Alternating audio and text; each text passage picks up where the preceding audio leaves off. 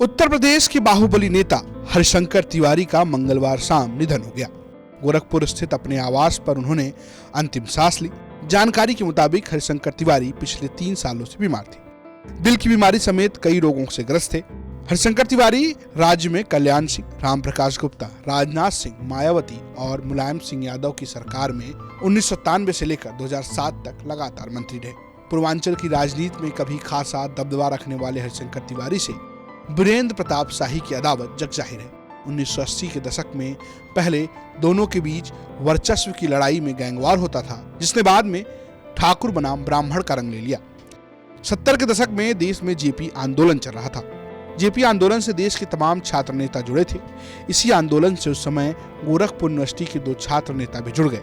वे छात्र थे बलवंत सिंह और हरिशंकर तिवारी। छात्र राजनीति के समय ही इन दोनों में वर्चस्व की जंग थी और दोनों अपनी अपनी जात के नेता के तौर पर अपना दबदबा जिले में कायम रखने में जुटे थे।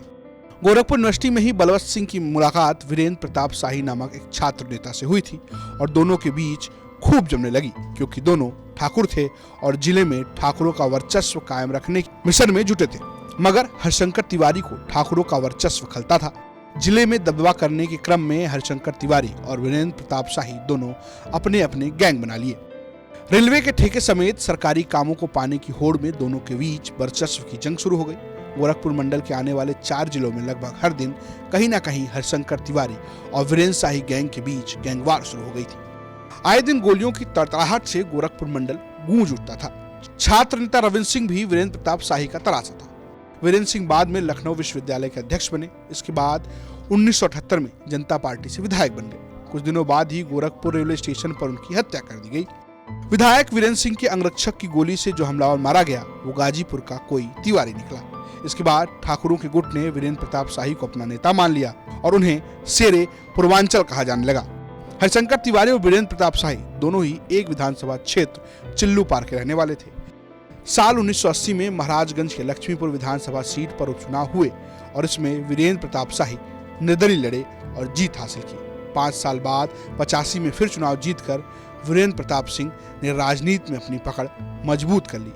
वीरेंद्र प्रताप शाही खुले जीप में घूमते थे और उन्हें शेरवे पूर्वांचल के नाम से जाना जाता था। उनका चुनाव निशान भी शेर था। कहा जाता था कि प्रचार के आखिरी दिनों में खुली जीप में वो जिंदा शेर लेकर निकलते थे। वहीं हरिशंकर तिवारी की पॉलिटिक्स करें तो राजनीति में बाहुबल का एंट्री कराए जाने वाले नेता माने जाते हैं। वो निर्दलीय विधायक चुने गए और बाद में कांग्रेस में शामिल हो गए। उसके बाद 2002 तक लगातार 6 बार निर्वाचित हुए। अलग अलग पार्टियों और सरकारों में मंत्री रहे। हालांकि 2007 के विधानसभा चुनाव में वो हार गए। तिवारी कांग्रेस पार्टी के अलावा कांग्रेस तिवारी और अखिल भारतीय लोकतांत्रिक कांग्रेस में रहे। वो अखिल भारतीय लोकतांत्रिक कांग्रेस के लंबे समय तक अध्यक्ष भी रहे, लेकिन 2007 के चुनाव में हार गए और जिससे उन्हें बड़ा झटका लगा। 2012 में भी वो चिल्लू पार की सीट से चुनाव हार गए।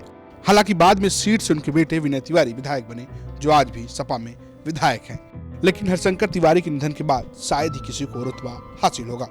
ब्यूरो रिपोर्ट, यूपी तक।